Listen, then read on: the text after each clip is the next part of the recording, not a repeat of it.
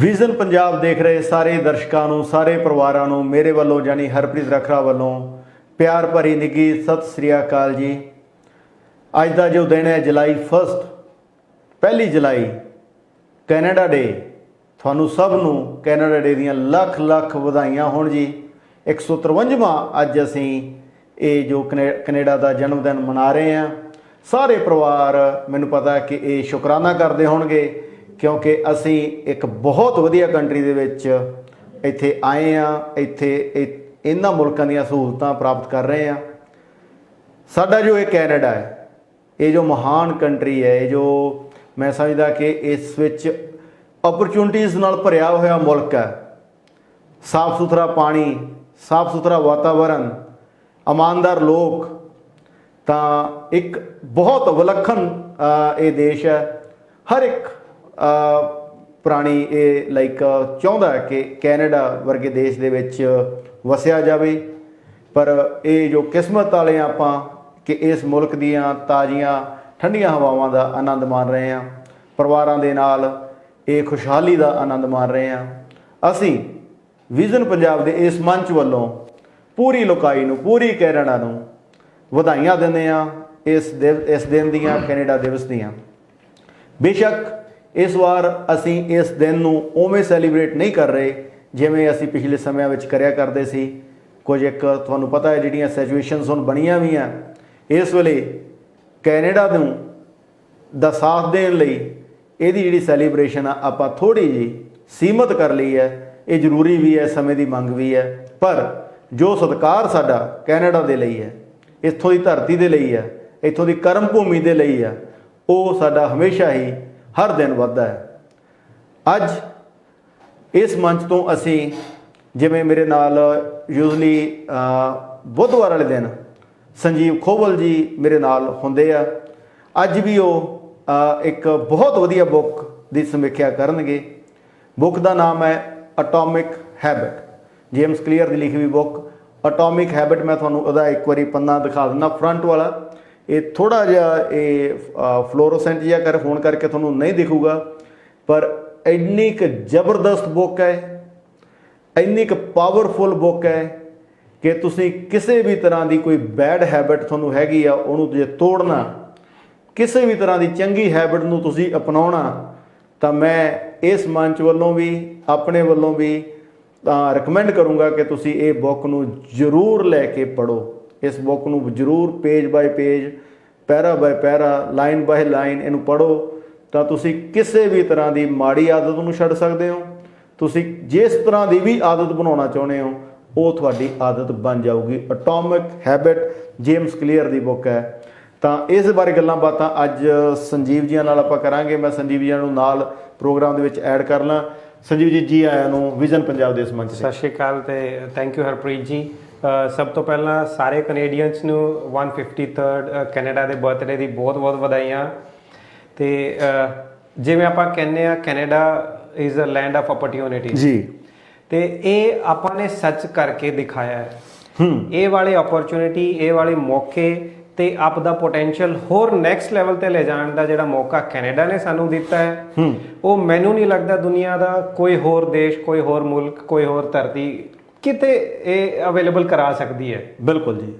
तुसीं संजीव जी तुसीं यकीन करो कि बहुत सारिया चीज़ां असी एज ए जदों स्टडी करते होंदे सीगे। मैं तुहानूं एक एग्जांपल इत्थे बुक शुरू करन तो पहलां दसदा। चंडीगढ़ असी अपनी स्टडी खत्म करन तो बाद जॉब वास्ते चंडीगढ़ सीगे, तां उत्थे 4-5 जने असी ज्वाइंट असी एक 2 रूम सैट लिया हुआ सी किराए ते। ਤਾਂ ਉੱਥੇ ਰਹਿੰਦੇ ਸੀ। ਤਾਂ ਇੱਕ ਸੁਪਨਾ ਹੁੰਦਾ ਸੀ ਜਦੋਂ ਸਾਰੇ ਬੈਠ ਕੇ ਇਕੱਠੇ ਗੱਲਾਂ ਕਰਦੇ ਸੀ, ਯਾਰ ਵੀ ਚੰਡੀਗੜ੍ਹ ਦੇ ਵਿੱਚ ਇੱਕ 2 ਰੂਮ ਸੈਟ ਆਪਦਾ ਹੋਵੇ, ਰਾਈਟ, ਵੀ ਇੱਕ ਛੋਟਾ ਜਿਹਾ ਘਰ ਹੋਵੇ, ਇੱਕ ਛੋਟੀ ਜਿਹੀ ਕਾਰ ਹੋਵੇ, ਬੱਚੇ ਐਵਰੇਜ ਜਿਹਾ ਸਕੂਲ ਹੋਵੇ ਬੇਸ਼ੱਕ, ਪਰ ਚੰਡੀਗੜ੍ਹ 'ਚ ਹੀ ਪੜ੍ਹਨ।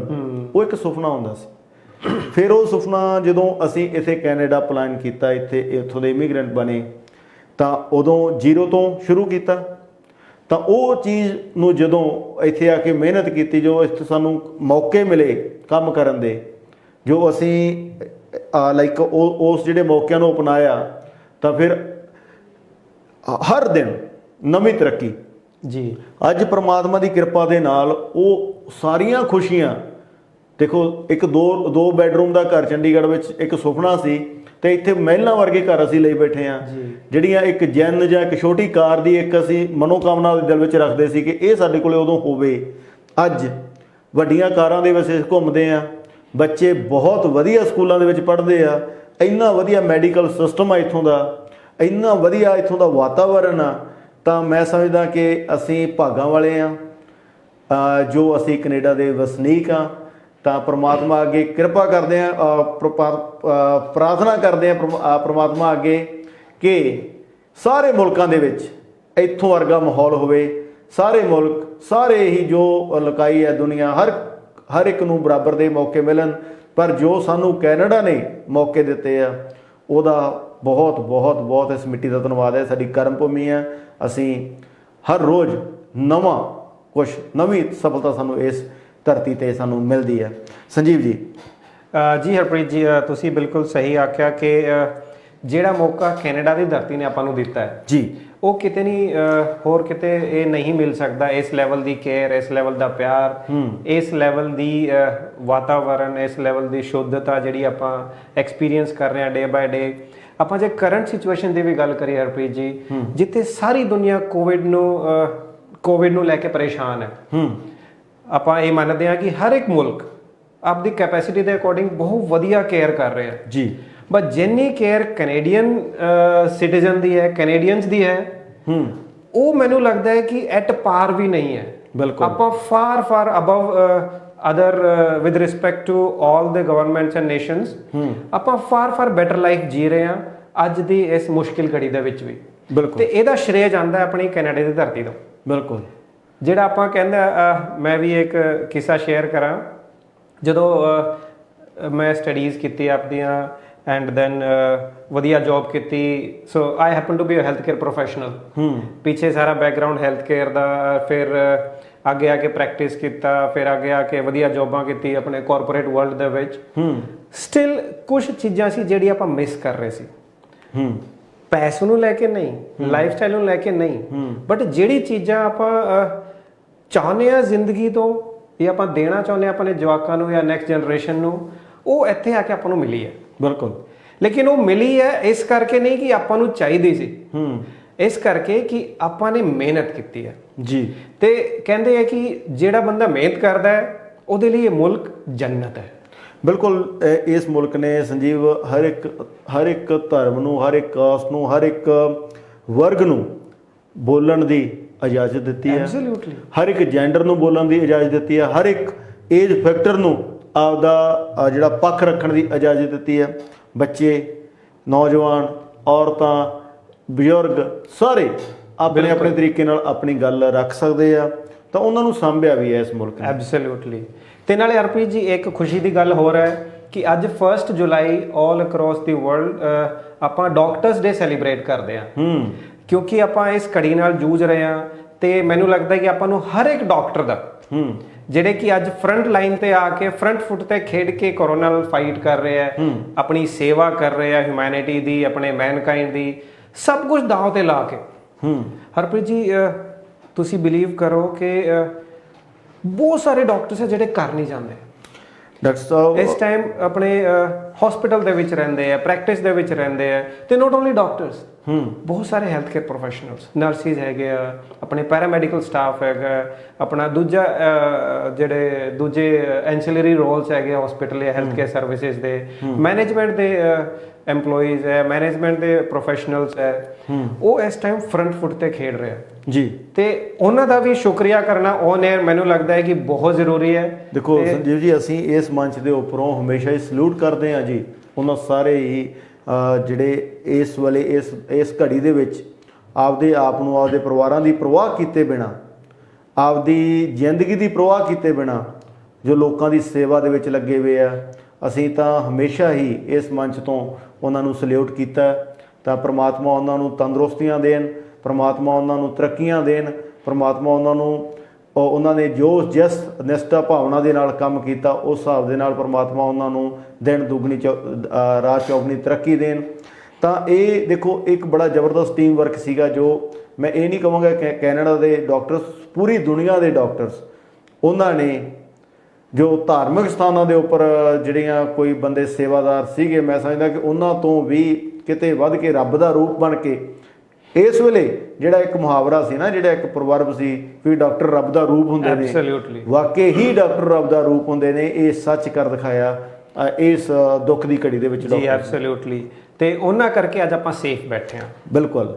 ਤਾਂ ਸੰਜੀਵ ਜੀ, ਹੁਣ ਮੈਂ ਚਾਹੁੰਦਾ ਕਿ ਆਪਾਂ, ਕਿਉਂਕਿ ਸਮਾਂ ਬੜਾ ਤੇਜ਼ੀ ਨਾਲ ਚੱਲਦਾ ਰਹਿੰਦਾ, ਰਾਈਟ, ਤਾਂ ਮੈਂ ਚਾਹੁੰਦਾ ਕਿ ਇਹ ਜਿਹੜੀ ਬੁੱਕ ਆ ਹੈ ਨਾ, ਐਟੋਮਿਕ ਹੈਬਿਟ, ਜੇਮਸ ਕਲੀਅਰ ਦੀ ਜਿਹੜੀ ਬੁੱਕ ਆ, ਇਹਨੂੰ ਆਪਾਂ ਆਪਣੇ ਦਰਸ਼ਕਾਂ ਦੇ ਸਨਮੁਖ ਜ਼ਰੂਰ ਕਰੀਏ, ਤਾਂ ਜੋ ਆਪਣੇ ਜਿਹੜੇ ਦਰਸ਼ਕ ਹੈਗੇ ਆ, ਇਸ ਵਿਜ਼ਨ ਪੰਜਾਬ ਦੇ ਜਿਹੜੇ ਦਰਸ਼ਕ ਆ, ਉਹ ਇਸ ਬੁੱਕ ਦਾ, ਰਾਈਟ, ਆਪਾਂ ਪੂਰੀ ਬੁੱਕ ਤਾਂ ਨਹੀਂ ਹੈ ਨਾ ਇੱਥੇ ਕਵਰ ਕਰ ਸਕਦੇ, ਪਰ ਇਹਦੇ ਜਿਹੜੇ ਮੇਨ ਆਈਡੀਆ, ਜਿਹੜੇ ਮੇਨ ਪੁਆਇੰਟਸ ਆ, ਉਹ ਡੈਫੀਨੇਟਲੀ ਅਸੀਂ ਇੱਥੇ ਅੱਜ ਕਵਰ ਕਰਾਂਗੇ।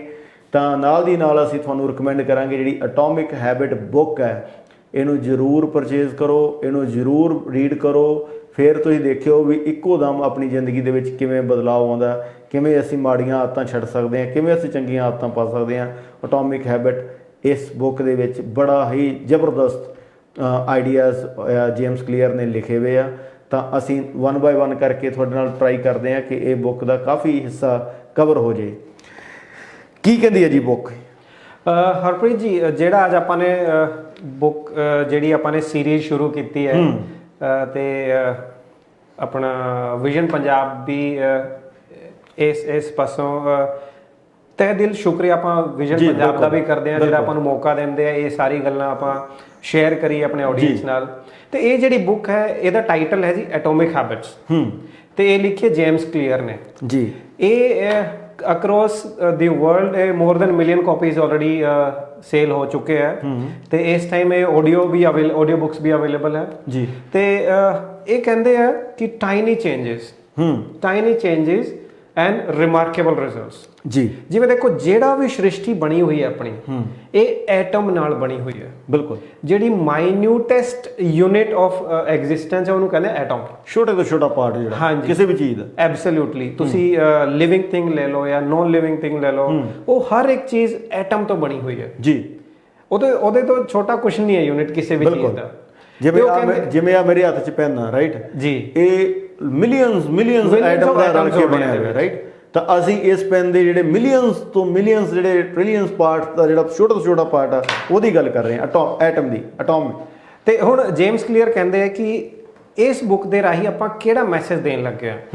ਉਹ ਕਹਿੰਦੇ ਜਿਹੜੀ ਛੋਟੀ ਚੀਜ਼ਾਂ ਹੈ, ਛੋਟੇ ਹੈਬਿਟਸ ਹੈ, ਉਹ ਜੇ ਆਪਾਂ ਫੋਲੋ ਕਰਦੇ ਆ, ਉਹ ਜੇ ਆਪਾਂ ਚੇਂਜ ਕਰਦੇ ਆ, ਡਿਪੈਂਡਿੰਗ ਅਪਨ ਕਿ ਆਪਾਂ ਕਿਵੇਂ ਵਿਸ਼ ਕਰ ਰਹੇ ਆ, ਕਿੱਥੇ ਜਾਣਾ ਚਾਹੁੰਦੇ ਆ, ਛੋਟੇ ਯੂਨਿਟਸ ਦੇ ਵਿੱਚ ਆਪਾਂ ਹੈਬਿਟਸ ਚੇਂਜ ਕਰੀਏ, ਤੇ ਉਹਨਾਂ ਹੈਬਿਟਸ ਨੇ ਆਪਾਂ ਨੂੰ ਇੱਕ ਰਿਜ਼ਲਟ ਦੇਣਾ। ਬਿਲਕੁਲ। ਜਿਹੜਾ ਕਿ ਰਿਮਾਰਕੇਬਲ ਰਿਜ਼ਲਟ ਹੋਣਾ, ਡਿਸਟਿੰਗੁਇਸ਼ੇਬਲ ਰਿਜ਼ਲਟ ਹੋਣਾ ਹੈ, ਜਿਹੜਾ ਕਿ ਡਿਫਰੈਂਸ਼ੀਏਟਿੰਗ ਰਿਜ਼ਲਟ ਹੋਣਾ ਹੈ ਆਪਣੇ ਛੋਟੀ ਆਦਤਾਂ ਕਰਕੇ ਜੀ। ਉਹ ਕਹਿੰਦੇ ਕਿ ਇਸ ਬੁੱਕ ਨੇ ਜੇ ਆਪਾਂ ਪੜ੍ਹਦੇ ਹਾਂ, ਇਸ ਬੁੱਕ ਨੂੰ ਆਪਾਂ ਫੋਲੋ ਕਰਦੇ ਹਾਂ, ਹਾਲਾਂਕਿ ਆਪਾਂ ਕਿਸੇ ਨੂੰ ਪ੍ਰਮੋਟ ਨਹੀਂ ਕਰਦੇ, ਬਟ ਜਿਹੜੇ ਬੁੱਕ ਦੇ ਵਿੱਚ ਆਈਡੀਆਜ਼ ਦਿੱਤੇ ਗਏ ਆ, ਜਿਹਦੇ ਨਾਲ ਰੈਡੀਕਲ ਚੇਂਜਸ ਆਪਾਂ ਆਬਜ਼ਰਵ ਕਰ ਸਕਦੇ ਹਾਂ, ਉਹ ਕਹਿੰਦੇ ਆ ਕਿ ਜੇ ਛੋਟੀ ਚੀਜ਼ਾਂ ਆਪ ਇਨ ਪਲੇਸ ਪੁੱਟ ਕਰਦੇ ਜਾਈਏ, ਉਹਦੇ ਨਾਲ ਆਪਾਂ ਨੂੰ ਇੱਕ ਫੀਲ ਗੁੱਡ ਫੈਕਟਰ ਆਣਾ ਹੈ, ਤੇ ਉਹ ਚੀਜ਼ ਹੋ ਜਾਣੀ ਰਿਪੀਟੇਬਲ। ਤੇ ਉਹ ਕਹਿੰਦੇ ਕਿ ਜਿਹੜੀ ਚੀਜ਼ ਰਿਪੀਟੇਬਲ ਹੋ ਜਾਏ, ਉਹ ਤੁਹਾਡਾ ਹੈਬਿਟ ਬਣ ਜਾਂਦੀ।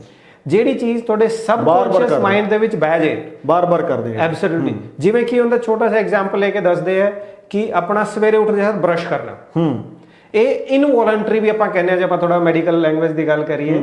ਉਹ ਕਹਿੰਦੇ ਇਨਵੋਲੰਟਰੀ ਜਿਹੜਾ ਕੁਝ ਹੋ ਜੇ, ਉਹ ਤੁਹਾਡਾ ਹੈਬਿਟ ਹੈ ਜੀ। ਅੱਖਾਂ ਆਪਾਂ ਆਈਜ਼ ਬਲਿੰਕ ਕਰਦੇ ਆ, ਉਹ ਆਪਣੀ ਹੈਬਿਟ ਹੈ। ਕਿਸੇ ਨੂੰ ਕੋਈ ਛੋਟੀ ਹੈਬਿਟ ਹੋ ਜਾਂਦੀ ਐ ਕਰਨ ਦੀ, ਉਹ ਆਪਾਂ ਇਨਵੋਲੰਟਰੀ ਵੀ ਕਰਦੇ ਆ, ਉਹ ਆਪਣੀ ਹੈਬਿਟ ਹੈ ਜੀ। ਆਪਾਂ ਕਿਸੇ ਨੂੰ ਵੀ ਮਿਲਦੇ ਆ, ਗ੍ਰੀਟ ਕਰਦੇ ਆ, ਬਾਏ ਡਿਫਾਲਟ ਆਪਣੇ ਹੱਥ ਜੁੜ ਜਾਂਦੇ ਆ, ਸਤਿ ਸ਼੍ਰੀ ਅਕਾਲ ਜੀ, ਸਲਾਮ, ਨਮਸਤੇ, ਦੁਆ ਆਪਾਂ ਕਰਦੇ ਆ, ਇਹ ਆਪਣੀ ਹੈਬਿਟ ਹੈ ਜੀ। ਤੇ ਇਹ ਹੈਬਿਟ ਦੇਖਦੇ ਹੀ ਆਪਣਾ ਅੱਗੇ ਦਾ ਕੀ ਰਿਐਕਸ਼ਨ ਹੈ, ਆਪਾਂ ਅੱਗੇ ਫਿਊਚਰ ਕੀ ਹੈ, ਉਹ ਇਸ ਬੁੱਕ ਦੇ ਰਾਹੀਂ ਉਹਨਾਂ ਨੇ ਦੱਸਿਆ ਕਿ ਆਪਾਂ ਕਿਵੇਂ ਕਿੰਨਾ ਈਜ਼ੀ ਹੈ ਛੋਟੇ ਹੈਬਿਟਸ ਨੂੰ ਟੱਚ ਕਰਕੇ ਚੱਲਣਾ ਜੀ। ਤੇ ਇਸ ਬੁੱਕ ਦਾ ਇਹੀ ਆਬਜੈਕਟਿਵ ਹੈ ਕਿ ਜੇ ਆਪਾਂ ਕੋਈ ਵੀ ਗੋਲ ਰੱਖੀਏ ਜ਼ਿੰਦਗੀ ਦੇ ਵਿੱਚ, ਇਸ ਬੁੱਕ ਦੇ ਵਿੱਚ ਦੱਸਿਆ ਗਿਆ ਕਿ ਕਿਵੇਂ ਛੋਟੇ ਸਟੈਪਸ ਲੈ ਕੇ ਆਪਾਂ ਆਪਣੀ ਮੰਜ਼ਿਲ ਨੂੰ ਪਹੁੰਚ ਸਕਦੇ ਹਾਂ।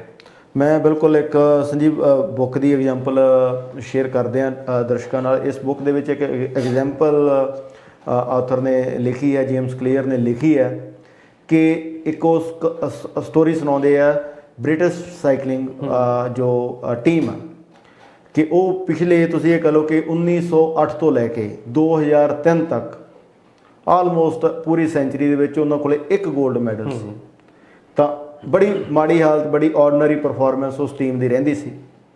ਤਾਂ ਫਿਰ ਉਹਨਾਂ ਨੇ ਮਤਲਬ ਬਹੁਤ ਆਪਦੇ ਵੱਲੋਂ ਐਫਰਟਸ ਕੀਤੀਆਂ ਜੋ ਵੀ ਕਰ ਸਕਦੇ ਸੀਗੇ, ਪਰ ਉਹ ਕੰਟੀਨਿਊ ਉਹਨੂੰ ਸਿਸਟਮ 'ਚ ਨਹੀਂ ਪਾਇਆ।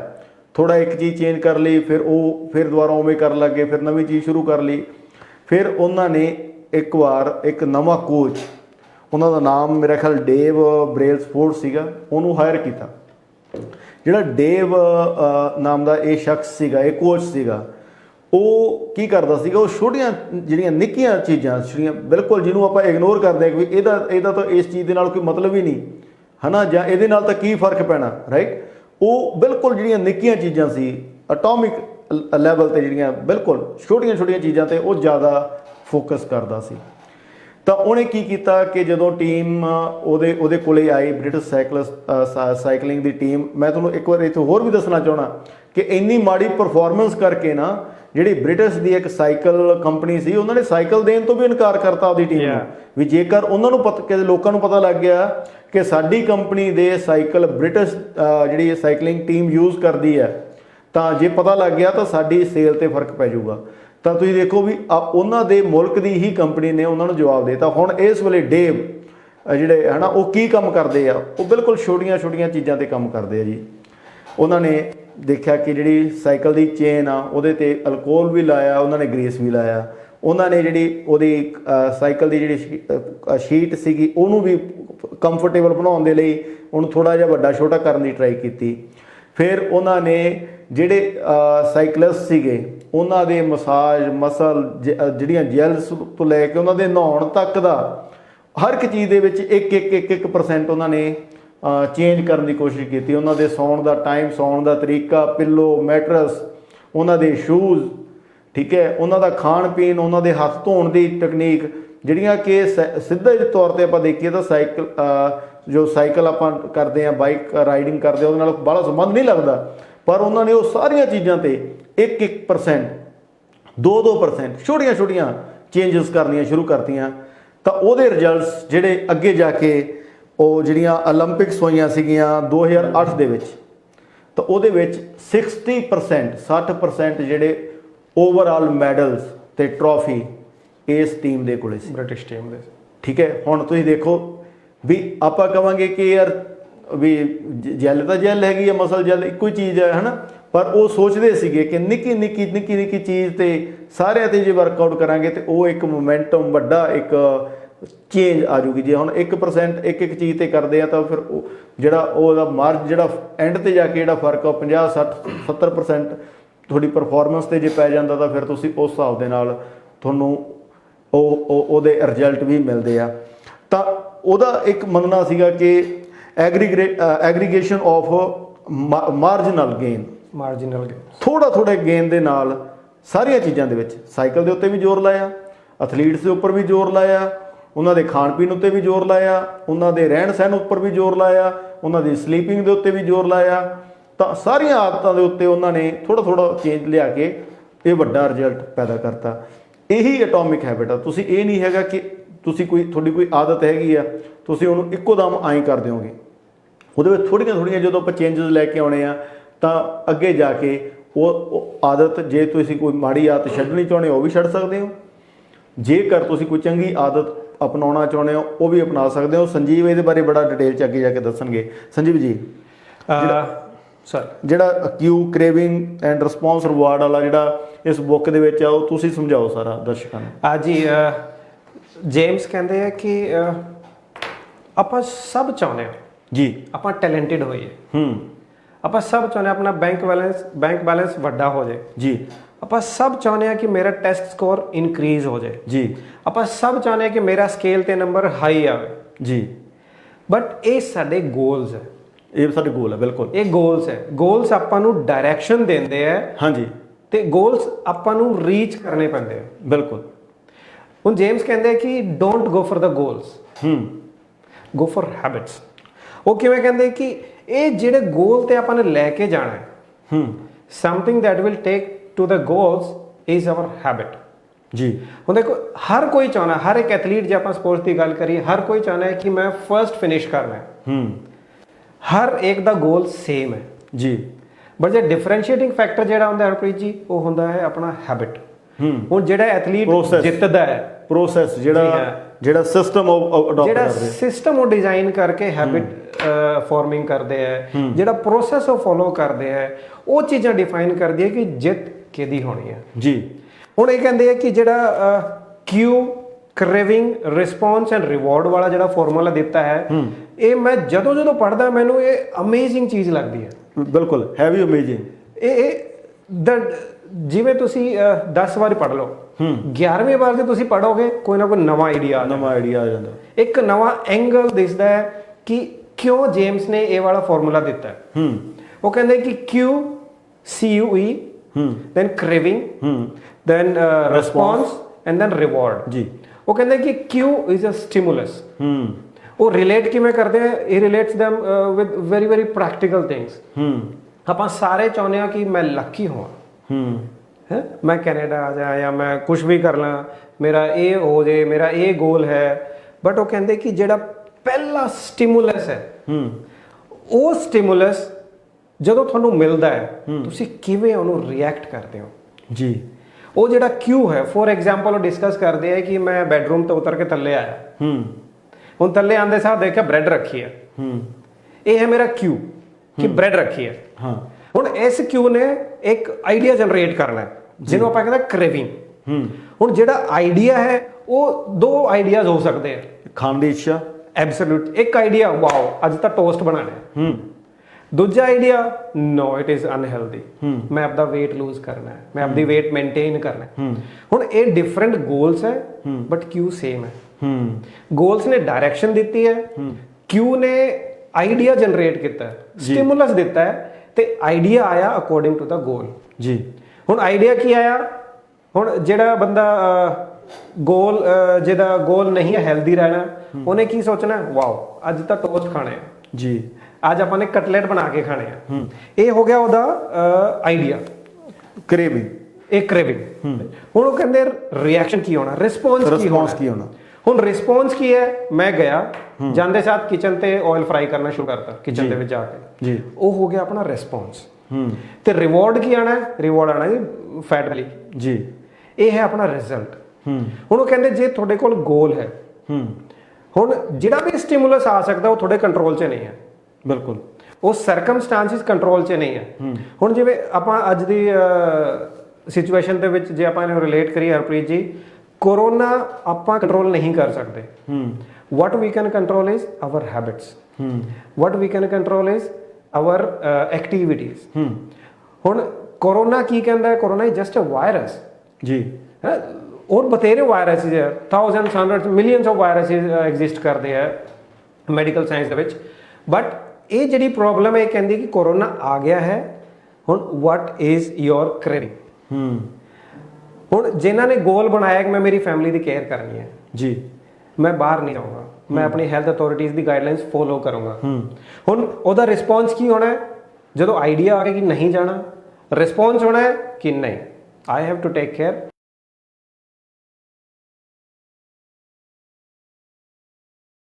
ਆਪਾਂ ਨੇ ਡਿਫਰੈਂਟ ਰਿਐਕਸ਼ਨਸ ਦਿੱਤੇ ਹੈ ਤੇ ਰਿਜ਼ਲਟ ਕੀ ਹੈ? ਮੈਂ ਸੇਫ ਹਾਂ, ਮੇਰੀ ਫੈਮਿਲੀ ਸੇਫ ਹੈ, ਮੇਰਾ ਦੇਸ਼ ਸੇਫ ਹੈ। ਜੀ। ਮੇਰਾ ਕੈਨੇਡਾ ਮੁਲਕ, ਜਿਹੜੀ ਮੇਰੀ ਧਰਤੀ ਹੈ, ਜਿਹੜਾ ਅੱਜ 153rd ਬਰਥਡੇ ਵੀ ਹੈ, ਉਹ ਸੇਫ ਹੈ। ਜੀ। ਇਹ ਆਪਣਾ ਗੋਲ ਹੈ ਕਿ ਮੈਂ ਆਪਣੀ ਧਰਤੀ, ਮੈਂ ਆਪਦਾ ਫਿਊਚਰ ਫੈਮਿਲੀ ਸੇਫ ਰੱਖਣਾ ਹੈ। ਹੁਣ ਇਹਨਾਂ ਨੇ ਬਹੁਤ ਸਾਰੇ ਐਗਜ਼ਾਮਪਲਸ ਹੋਰ ਵੀ ਦਿੱਤੇ ਹੈ ਹਰਪ੍ਰੀਤ ਜੀ, ਤੁਸੀਂ ਇੱਕ ਦੋ ਹੀ ਐਡ ਕਰ ਦਿਓ। ਨਹੀਂ ਮੈਂ ਐਡ ਨਹੀਂ, ਮੈਂ ਲਾਈਕ ਬਿਲਕੁਲ ਪਤਾ ਕੀ ਹੈ ਕਿ ਆਪਾਂ ਥੋੜਾ ਜਿਹਾ ਜਿਵੇਂ ਕੈਨੇਡਾ ਡੇ ਕਰਕੇ 2-3 ਮਿੰਟ ਆਪਾਂ ਲਏ ਸੀ ਉਸ ਚੀਜ਼ ਦੇ ਵਾਸਤੇ ਵੀ, ਤਾਂ ਬ੍ਰੇਕ ਵਾਲੇ ਪਾਸੇ ਟਾਈਮ ਹੋ ਗਿਆ। ਮੈਂ ਬਟ ਇਹ ਜਿਹੜਾ ਕਿਊ, ਕ੍ਰੇਵਿੰਗ, ਰਿਸਪੌਂਸ, ਰਿਵਾਰਡ ਇੱਕ ਹੋਰ ਇਦੋਂ ਵੀ ਸਿੰਪਲ ਭਾਸ਼ਾ ਦੇ ਵਿੱਚ, ਜਿਹੜੀ ਸਿੱਧੀ ਭਾਸ਼ਾ ਦੇ ਵਿੱਚ ਮੈਂ ਬੁੱਕ ਤੋਂ ਬਾਹਰ ਕੱਢ ਕੇ ਤੁਹਾਨੂੰ ਦੱਸਣਾ ਚਾਹਣਾ। ਮੰਨ ਲਓ ਕਿ ਤੁਸੀਂ ਫੋਨ ਦੇ ਉੱਪਰ, ਫੇਸਬੁੱਕ ਦੇ ਉੱਤੇ ਹੋ, ਇੰਸਟਾਗ੍ਰਾਮ ਦੇ ਉੱਪਰ ਹੋ, ਤੁਸੀਂ ਇੱਕ ਕੋਈ ਪੋਸਟ ਆਪਦੀ ਪਾਤੀ ਅੱਜ ਪਾਤੀ ਅਚਾਨਕ ਤੁਸੀਂ ਪਾਤੀ। ਹੁਣ ਤੁਹਾਨੂੰ ਇਹ ਇੱਕ ਤਰ੍ਹਾਂ ਨਾਲ ਤੁਸੀਂ ਇੱਕ ਆਪਣੇ ਵੱਲੋਂ ਆਪਦਾ ਕੰਮ ਕਰਤਾ। ਹੁਣ ਤੁਸੀਂ ਸੋਚ ਰਹੇ ਹੋ ਦਿਮਾਗ 'ਚ ਕਿ ਮੇਰੀ ਇਹ ਜਿਹੜੀ ਪੋਸਟ ਆ ਉਹ ਕਿਸ ਤਰ੍ਹਾਂ ਦੀ ਹੋਊਗੀ, ਕਿੰਨੇ ਲਾਈਕ ਹੋਣਗੇ, ਕੀ ਹੋਊਗਾ, ਕੀ ਕਮੈਂਟਸ ਹੋਣਗੇ, ਰਾਈਟ। ਇਹ ਇੱਕ ਤਰ੍ਹਾਂ ਨਾਲ ਕਿਊ ਚੱਲ ਰਿਹਾ ਤੁਹਾਡੇ ਦਿਮਾਗ 'ਚ। ਹੁਣ ਫੇਸਬੁੱਕ ਦੇ ਉੱਪਰ ਤੁਸੀਂ ਉਹ ਸਾਰਾ ਕੁਝ ਪਾਇਆ ਹੋਇਆ, ਤੁਹਾਡੇ ਫੋਨ ਦੇ ਉੱਪਰ ਇੱਕ ਅਲਾਰਮ ਵੱਜਦਾ ਜਾਂ ਬੀਪ ਹੁੰਦੀ ਹੈ, ਰਾਈਟ। ਤਾਂ ਤੁਹਾਨੂੰ ਐਂ ਲੱਗਦਾ ਕਿ ਕੁਝ ਹੋ ਸਕਦਾ ਮੇਰੀ ਉਸ ਪੋਸਟ ਦੇ ਲਈ ਕੁਝ ਹੋਇਆ। ਉਹ ਹੈ ਕ੍ਰੇਵਿੰਗ। ਵੀ ਤੁਹਾਨੂੰ ਇਹ ਲੱਗਦਾ ਹੋ ਸਕਦਾ ਕੋਈ ਹੋਰ ਕਿਸੇ ਦਾ ਮੈਸੇਜ WhatsApp 'ਤੇ ਆਇਆ ਹੋਵੇ, ਹੋ ਸਕਦਾ ਕੋਈ ਹੋਰ ਟੈਕਸਟ ਮੈਸੇਜ ਆਇਆ ਹੋਵੇ, ਪਰ ਜਦੋਂ ਟਿੰਗ ਹੋਈ ਆ ਤੁਹਾਨੂੰ ਇਹ ਲੱਗਾ ਕਿ ਤੁਹਾਡੀ ਪੋਸਟ ਵਾਸਤੇ ਹੋਈ ਆ, ਕ੍ਰੇਵਿੰਗ ਹੋ ਰਹੀ ਆ ਉਹਨੂੰ ਦੇਖਣ ਦੀ, ਵੀ ਉਹਨੂੰ ਦੇਖਾਂ ਕਿ ਕਿਵੇਂ ਕਰਾਂ। ਹੁਣ ਤੁਸੀਂ ਉਹਨੂੰ ਦੇਖਦੇ ਹੋ, ਉਹ ਵਾਕਈ ਹੀ ਉਸ ਪੋਸਟ ਦੇ ਉੱਤੇ ਕਿਸੇ ਨੇ ਲਾਈਕ ਕੀਤਾ ਅਤੇ ਕਿਸੇ ਨੇ ਬਹੁਤ ਸੋਹਣਾ ਕਮੈਂਟ ਕੀਤਾ, ਠੀਕ ਹੈ। ਜਦੋਂ ਉਹ 'ਤੇ ਬਹੁਤ ਸੋਹਣਾ ਕਮੈਂਟ ਕੀਤਾ ਤਾਂ ਉਹ ਲਾਈਕ ਤੁਸੀਂ ਉਹਨੂੰ ਦੇਖਣ ਦੇ ਲਈ ਫੋਨ ਨੂੰ ਔਨ ਕੀਤਾ ਤਾਂ ਤੁਹਾਨੂੰ ਲੱਗਦਾ ਕਿ ਹਾਂ, ਜਦੋਂ ਤੁਸੀਂ ਫੋਨ ਨੂੰ ਦੁਬਾਰਾ ਚੱਕਿਆ, ਉਹਨੂੰ ਖੋਲ੍ਹਿਆ ਆਪਦੀ ਫੇਸਬੁੱਕ, ਉਹਦੇ ਵਿੱਚੋਂ ਤੁਸੀਂ ਦੇਖਿਆ ਕਿਉਂਕਿ ਮੈਸੇਜ ਲਿਖਿਆ ਪਿਆ, ਇਹ ਤੁਸੀਂ ਉਹਨੂੰ ਰਿਸਪੌਂਸ ਕੀਤਾ।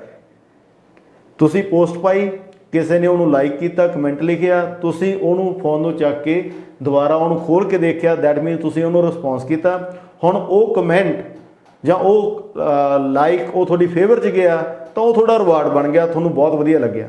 ਹੁਣ ਤੁਸੀਂ ਉਸ ਤਰ੍ਹਾਂ ਦੀਆਂ ਪੋਸਟ ਫਿਰ ਪਾਓਗੇ, ਉਸ ਤਰ੍ਹਾਂ ਹੀ ਤੁਹਾਨੂੰ ਵਧੀਆ ਕਮੈਂਟ ਮਿਲਣਗੇ, ਉਸ ਤਰ੍ਹਾਂ ਹੀ ਤੁਸੀਂ ਉਹਨੂੰ ਰਿਸਪੌਂਸ ਕਰੋਗੇ, ਉਸ ਤਰ੍ਹਾਂ ਹੀ ਤੁਹਾਨੂੰ ਖੁਸ਼ੀ ਹੋਊਗੀ।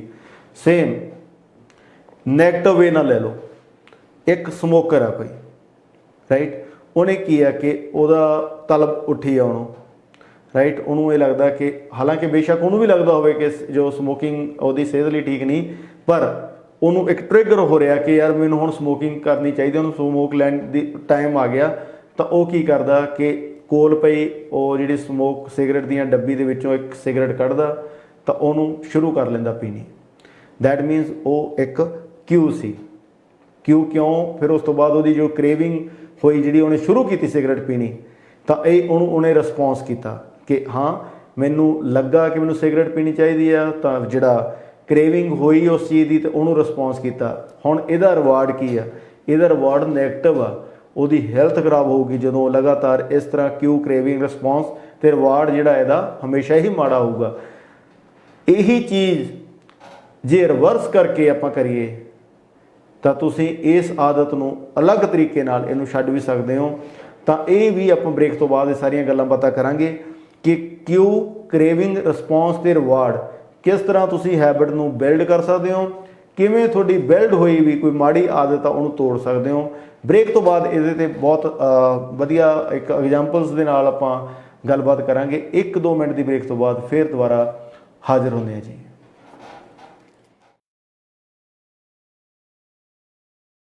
ਹੁਣ ਤੁਹਾਡੇ ਸੁਪਨਿਆਂ ਦਾ ਘਰ ਖਰੀਦਣਾ ਤੇ ਪ੍ਰਾਪਰਟੀ ਨੂੰ ਵੇਚਣਾ ਹੋਇਆ ਹੋਰ ਵੀ ਸੁਖਾਲਾ, ਕਿਉਂਕਿ ਹੁਣ ਹਰਪ੍ਰੀਤ ਰੱਖਰਾ ਸ਼ੁਰੂ ਤੋਂ ਲੈ ਕੇ ਅੰਤ ਤੱਕ ਦੇਣਗੇ ਤੁਹਾਡਾ ਸਾਥ। ਹਰਪ੍ਰੀਤ ਰੱਖਰਾ ਦਿਵਾਉਣਗੇ ਤੁਹਾਡੀ ਪ੍ਰਾਪਰਟੀ ਤੇ ਬੈਸਟ ਅਤੇ ਫਾਇਦੇਮੰਦ ਟ੍ਰੀਟ। ਅੱਜ ਹੀ ਆਪਣਾ ਨਵਾਂ ਘਰ ਪ੍ਰੀ ਕੰਸਟਰਕਸ਼ਨ ਸਾਈਟ ਜਾਂ ਕੰਡੋਜ਼ ਬੁੱਕ ਕਰਾਉਣ ਲਈ ਕਾਲ ਕਰੋ ਹਰਪ੍ਰੀਤ ਰੱਖੜਾ ਨੂੰ 6477205454 ਤੇ 647 720 5454 ਤੇ।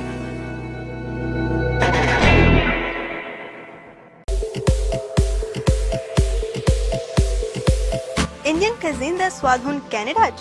ਜੀ ਹਾਂ, ਇੰਡੀਅਨ ਕਜ਼ੀਨ ਦਾ ਸਵਾਦ ਮਿਲੇਗਾ ਵਿਨੀਪੈਗ ਮੈਨੀਟੋਬਾ ਦੇ ਸਿਰਫ ਤੇ ਸਿਰਫ clay oven east Indian restaurant ਦੇ ਵਿੱਚ। ਉਹ ਵੀ ਕਿਸੇ ਇੱਕ ਜਗ੍ਹਾ ਨਹੀਂ ਬਲਕਿ clay oven east Indian restaurant serves you on 3 locations. For memorable food and exceptional value, you can contact us at, you can also mail us at Preet TV wall mounting and networking services, ਜਿਨ੍ਹਾਂ ਤੋਂ ਤੁਸੀਂ network cabling accessory ਲੈ ਸਕਦੇ ਹੋ। HD ਐਂਟੇਨਾ ਵੀ install ਕਰਦੇ ਨੇ। ਇਹਨਾਂ ਤੋਂ ਤੁਸੀਂ ਅਨਲਿਮਿਟਿਡ ਇੰਟਰਨੈਟ ਅਤੇ ਹੋਮ ਫੋਨ ਪੈਕੇਜ ਵੀ ਲੈ ਸਕਦੇ ਹੋ। ਅੱਜ ਹੀ ਕਾਲ ਕਰੋ ਪ੍ਰੀਤ ਨੂੰ 416 843 0208 416 843 0208। ਇਹਨਾਂ ਤੋਂ ਤੁਸੀਂ ਘਰ ਦਫ਼ਤਰ ਲਈ ਸਿਕਿਉਰਿਟੀ ਕੈਮਰਾ ਵੀ ਇੰਸਟਾਲ ਕਰਵਾ ਸਕਦੇ ਹੋ।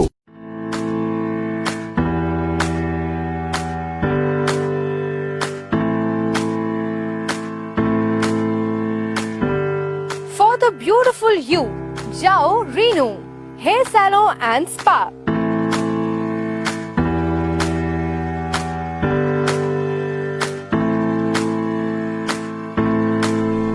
ਜਿੱਥੇ ਮਿਲੇਗਾ ਤੁਹਾਨੂੰ laser hair removal and IPL photo facial, ਜਿਸ ਦੇ ਨਾਲ ਰਿਮੂਵ ਹੋ ਸਕਦੇ ਨੇ permanent skin tags and pigmentation.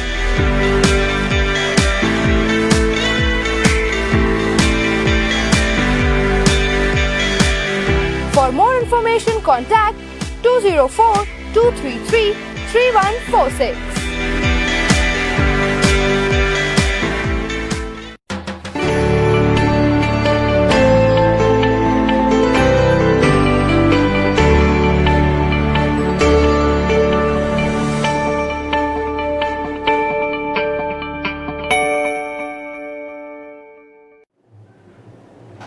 Break ਤੋਂ ਬਾਅਦ ਇੱਕ ਵਾਰ ਫਿਰ ਤੋਂ ਸਵਾਗਤ ਹੈ ਜੀ। ਤੇ ਅਸੀਂ ਗੱਲਬਾਤ ਕਰ ਰਹੇ ਹਾਂ ਜੇਮਸ ਕਲੀਅਰ ਦੀ ਲਿਖੀ ਹੋਈ ਬੁੱਕ ਅਟੋਮਿਕ ਹੈਬਿਟ ਦੇ ਉੱਪਰ। ਤਾਂ ਸੰਜੀਵ ਖੋਬਲ ਜੀ ਅੱਜ ਮੇਰੇ ਨਾਲ ਨੇ। ਹਮੇਸ਼ਾ ਦੀ ਤਰ੍ਹਾਂ ਜਦੋਂ ਇਹ ਕਿਸੇ ਵੀ ਬੁੱਕ ਦੀ ਸਮੀਖਿਆ ਕਰਦੇ ਆ ਤਾਂ ਫਿਰ ਇਹ ਬਹੁਤ ਡਿਟੇਲ ਦੇ ਵਿੱਚ ਉਸ ਬੁੱਕ ਨੂੰ ਉਸ ਦੀ ਫਰੋਲਾ ਫਰਾਲੀ ਕਰਦੇ ਆ। ਤਾਂ ਉਹ ਜਿਹੜੀਆਂ ਬੁੱਕ ਦੇ ਵਿੱਚ ਜੋ ਐਗਜ਼ਾਮਪਲਸ ਹੁੰਦੀਆਂ ਉਹਦੇ ਨਾਲ ਅਸੀਂ ਫਿਰ ਤੁਹਾਡੇ ਨਾਲ ਸਾਂਝ ਪਾਉਣੇ ਆ। ਤਾਂ ਕਈ ਵਾਰੀ ਬਹੁਤ ਸਾਰੀਆਂ ਇਸ ਤਰ੍ਹਾਂ ਦੀਆਂ ਗੱਲਾਂ ਹੁੰਦੀਆਂ ਕਿ ਉਹ ਤੋਂ ਸਾਨੂੰ ਕੁਛ ਇਹੋ ਜਿਹਾ ਸਿੱਖਣ ਨੂੰ ਮਿਲਦਾ ਜਿਹਦੇ ਨਾਲ ਸਾਡੇ ਜੀਵਨ ਦੇ ਵਿੱਚ ਕਾਫੀ ਅੱਗੇ ਜਾ ਕੇ ਹੈਲਪ ਹੁੰਦੀ ਆ। ਸੰਜੀਵ, ਬ੍ਰੇਕ ਤੋਂ ਪਹਿਲਾਂ ਜਿਹੜਾ ਤੁਸੀਂ ਦੱਸਿਆ ਕਿ ਹੈਬਿਟ ਬਿਲਡ ਐਂ ਕਰਦੇ ਆ ਕਿਊ, ਕ੍ਰੇਵਿੰਗ, ਰਿਸਪੌਂਸ ਤੇ ਰਿਵਾਰਡ ਦੇ ਨਾਲ। ਤੇ ਇਹ ਕਿਊ, ਕ੍ਰੇਵਿੰਗ, ਰਿਸਪੌਂਸ ਤੇ ਰਿਵਾਰਡ ਕਿਸੇ ਹੈਬਿਟ ਨੂੰ ਤੋੜਨ ਦੇ ਵਿੱਚ ਕਿਵੇਂ ਸਹਾਈ ਹੁੰਦਾ? ਐਬਸੋਲੂਟਲੀ ਹਰਪ੍ਰੀਤ ਜੀ, ਜਿਵੇਂ ਕਿ ਹੈਬਿਟ ਇੱਕ ਬਣਾਇਆ ਗਿਆ ਹੈ, ਜਿਹੜਾ ਆਪਾਂ ਨੂੰ ਲੱਗਦਾ ਹੈ ਕਿ ਪੋਜ਼ਿਟਿਵ ਹੈਬਿਟ ਹੈ, ਉਹਨੂੰ ਆਪਾਂ ਬਿਲਡ ਕਰ ਸਕਦੇ ਹਾਂ, ਜਿਹੜਾ ਆਪਾਂ ਡਿਸਕਸ ਕੀਤਾ ਬਿਫੋਰ ਦ ਬ੍ਰੇਕ ਜੀ। ਤੇ ਹੁਣ ਆਪਾਂ ਗੱਲ ਕਰਦੇ ਹਾਂ ਕਿ ਜੇ ਆਪਾਂ ਨੂੰ ਕੋਈ ਹੈਬਿਟ ਠੀਕ ਨਹੀਂ ਲੱਗਦਾ, ਜਿਵੇਂ ਆਪਾਂ ਐਗਜ਼ਾਮਪਲ ਲੈ ਰਹੇ ਸੀ ਸਮੋਕਰ ਦੀ ਜੀ, ਸਮੋਕਿੰਗ ਜਿਹੜਾ ਹੈਬਿਟ ਹੈ ਉਹਨੂੰ ਆਪਾਂ ਕਿਵੇਂ ਤੋੜ ਸਕਦੇ ਹਾਂ। ਤੇ ਜੇਮਸ ਕਲੀਅਰ ਕਹਿੰਦੇ ਆ ਕਿ ਕੋਈ ਵੀ ਹੈਬਿਟ ਇੱਕ ਦਿਨ ਦੇ ਵਿੱਚ ਨਹੀਂ ਬਣਦਾ, ਨਾ ਹੀ ਟੁੱਟਦਾ, ਨਾ ਹੀ ਟੁੱਟ ਸਕਦਾ। ਬਟ ਇਹ ਦੇਖੋ ਹਰਪ੍ਰੀਤ ਜੀ, ਇੱਕ ਬਹੁਤ ਬੋਟਮ ਲਾਈਨ ਇਹੀ ਹੈ ਕਿ ਜਿਹੜੀ ਵੀ ਕਿਤਾਬ ਲੈ ਲਓ, ਆਪਣੇ ਗ੍ਰੰਥ ਲੈ ਲਓ ਜਾਂ ਕੋਈ ਰਿਲੀਜੀਅਸ ਬੁੱਕ ਲੈ ਲਓ ਜੀ, ਉਹ ਸਾਰੇ ਕਹਿੰਦੇ ਕਿ ਇਕੱਲੇ ਬੁੱਕ ਨੇ ਕੁਝ ਨਹੀਂ ਕਰਨਾ। ਜੇ ਤੁਸੀਂ ਬੁੱਕ ਤੋਂ ਕੋਈ ਨਾ ਕੋਈ ਲੈਸਨ ਲੈਂਦੇ ਹੋ, ਕੋਈ ਸਿੱਖਿਆ ਲੈਂਦੇ ਹੋ, ਜੇ ਉਹਦੇ ਤੇ ਬਿਲੀਵ ਕਰਦੇ ਹੋ ਤਾਂ ਹੀ ਉਹਨੇ ਅਸਰ ਕਰਨਾ। ਉਸ ਤੋਂ ਬਾਅਦ ਪ੍ਰੈਕਟਿਸ ਕਰਦੇ ਹੋ ਉਹਦੇ ਤੇ। ਐਬਸੋਲੂਟਲੀ, ਤੁਸੀਂ ਬਿਲੀਵ ਕਰੋਗੇ, ਤੁਸੀਂ ਉਹਨੂੰ ਆਪਣੇ ਆਪ ਦੇ ਵਿੱਚ ਕਨਸੀਵ ਕਰੋਗੇ ਕਿ ਹਾਂ ਇਹ ਸਹੀ ਹੋਣਾ ਹੈ ਤੇ ਮੈਂ ਪ੍ਰੈਕਟਿਸ ਕਰੂੰਗਾ। Sanjeev, ideas without practice worthless ਹੈ ਜੀ। ਜਿੰਨੇ ਮਰਜ਼ੀ ਆਈਡੀਆਜ਼ ਲੈ ਲਓ, ਪਰ ਜੇ ਤੁਸੀਂ ਉਹਦੇ ਤੇ ਪ੍ਰੈਕਟਿਸ ਨਹੀਂ ਕਰਨੀ, ਹਾਂਜੀ, ਰੈਪੀਟੀਸ਼ਨ ਨਹੀਂ ਕਰਨੀ, ਐਬਸੋਲੂਟਲੀ, ਉਹਨੂੰ ਤੁਸੀਂ ਇੰਨੀ ਉਹਦੇ ਤੇ ਆਦਤ ਤੇ ਉਸ ਤੇ ਵਰਕ ਨਹੀਂ ਕਰਦੇ ਕਿ ਉਹ ਤੁਹਾਡੇ ਸਬਕੌਂਸ਼ੀਅਸ ਮਾਈਂਡ ਦੇ ਵਿੱਚ ਬੈਠ ਜੇ, ਉਹਨਾਂ ਚਿਰ ਉਹਨੇ ਪ੍ਰੈਕਟੀਕਲੀ ਉਹ ਤੁਹਾਡੀ ਚੀਜ਼ ਨਹੀਂ ਹੈਗੀ, ਉਹ ਤੁਹਾਡਾ ਹੈਬਿਟ ਬਣਨੀ ਹੀ ਨਹੀਂ। ਹੁਣ ਜਿਵੇਂ ਇਹ ਕਹਿੰਦੇ ਆ ਕਿ ਜਿਵੇਂ ਆਪਾਂ ਹੈਬਿਟ ਬਿਲਡ ਕਰ ਸਕਦੇ ਹਾਂ, ਸਿਮਿਲਰਲੀ ਆਪਾਂ ਕੋਈ ਵੀ ਹੈਬਿਟ ਡਿਸਟਰੋਏ ਵੀ ਕਰ ਸਕਦੇ ਹਾਂ। ਜਿਵੇਂ ਆਪਾਂ ਗੱਲ ਕਰ ਰਹੇ ਸੀ ਸਮੋਕਿੰਗ ਦੀ, ਹੁਣ ਸਮੋਕਿੰਗ ਠੀਕ ਕਿਉਂ ਨਹੀਂ ਹੈ ਇਹਦੇ ਬਾਰੇ ਡਿਸਕਸ ਕਰਨਾ ਜ਼ਰੂਰੀ ਨਹੀਂ ਹੈ, but I think more important is ਕਿ ਇਹਨੂੰ ਆਪਾਂ ਕਿਵੇਂ ਬ੍ਰੇਕ ਕਰ ਸਕਦੇ ਹਾਂ ਇਸ ਹੈਬਿਟ ਨੂੰ ਜੀ। ਹੁਣ ਦੇਖੋ ਸਮੋਕਿੰਗ ਦੀ ਸ਼ੁਰੂ ਹੁੰਦੀ ਹੈ ਇੱਕ ਲਾਲਸਾ ਤੋਂ, ਇੱਕ ਲਾਲਸਾ ਤੋਂ, ਟ੍ਰਿਗਰ ਹੁੰਦਾ, ਟ੍ਰਿਗਰ ਤੋਂ। ਉਹ ਟ੍ਰਿਗਰ ਕੀ ਹੈ? ਜਦੋਂ ਮੇਰੇ ਸਾਹਮਣੇ ਸਿਗਰਟ ਦੀ ਡੱਬੀ ਆ ਗਈ, ਸਿਗਰਟ ਦੀ ਡੱਬੀ ਆਉਂਦੇ ਸਾਥ ਹੀ ਮੇਰੇ ਦਿਮਾਗ ਨੇ ਕਹਿਣਾ ਮਾਰ ਲਾ ਛੁੱਟਾ। ਹਾਂਜੀ, ਹੁਣ ਜੇ ਆਪਾਂ ਬ੍ਰੇਕ ਕਰਨਾ ਚਾਹੁੰਦੇ ਹਾਂ, ਸਭ ਤੋਂ ਪਹਿਲਾਂ ਕਿਉਂ ਆਪਾਂ ਨੂੰ ਆਪਣੇ ਦਿਮਾਗ ਨੂੰ ਦੇਣਾ ਹੈ ਕਿ ਉਹ ਜਿਹੜੀ ਸਿਗਰਟ ਦੀ ਡੱਬੀ ਹੈ ਸਾਹਮਣੇ ਨਹੀਂ ਰੱਖਣੀ। ਜਿਹੜਾ ਕਿਉਂ ਆ ਉਹਨੂੰ ਇਨਵਿਜ਼ੀਬਲ ਕਰ ਦੇਣਾ, ਉਹਨੂੰ ਹਾਈਡ ਕਰ ਦਿਓ ਜੀ, ਉਹਨੂੰ ਵਿਜ਼ੀਬਲ ਨਹੀਂ ਰੱਖੋ। ਹੁਣ ਜਦੋਂ ਕਿਉਂ ਨਹੀਂ ਰਿਹਾ, ਹੁਣ ਆਪਾਂ ਗੱਲ ਕਰਦੇ ਹਾਂ ਕ੍ਰੇਵਿੰਗ ਦੀ।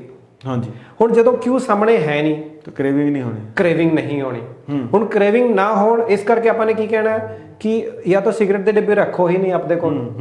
ਜੇ ਸਿਗਰਟ ਹੈ, ਵੀ ਅੰਡਰਸਟੈਂਡ ਕਿ ਇਹ ਓਵਰਨਾਈਟ ਕੋਈ ਵੀ ਹੈਬਿਟ ਬਣਨੀ ਨਹੀਂ, ਕੋਈ ਹੈਬਿਟ ਬਦਲ ਨਹੀਂ ਸਕਦੀ ਜੀ। ਤੇ ਜੇ ਤੁਸੀਂ ਸਿਗਰਟ ਪਰਚੇਜ਼ ਕਰਦੇ ਹੋ, ਇੱਕ ਸਿਗਰਟ ਪਰਚੇਜ਼ ਕਰ ਲਓ, ਇੱਕ ਸਿਗਰਟ ਪਰਚੇਜ਼ ਕਰੋ, ਦੂਜੀ ਹੈ ਹੀ ਨਹੀਂ। ਹੁਣ ਜਿੱਥੇ ਮੈਂ ਸਿਗਰਟ ਫੜ ਕੇ ਲੈਣੀ ਹੈ ਉਹ ਹੈ ਥੋੜਾ ਦੂਰ ਮੇਰੇ ਘਰ ਤੋਂ ਜਿਹੜਾ ਸਟੋਰ ਹੈ ਜੀ। ਹੁਣ ਮੈਂ ਕੀ ਕਹਾਂਗਾ, ਓ ਨੋ ਇਟਸ ਟੂ ਫਾਰ।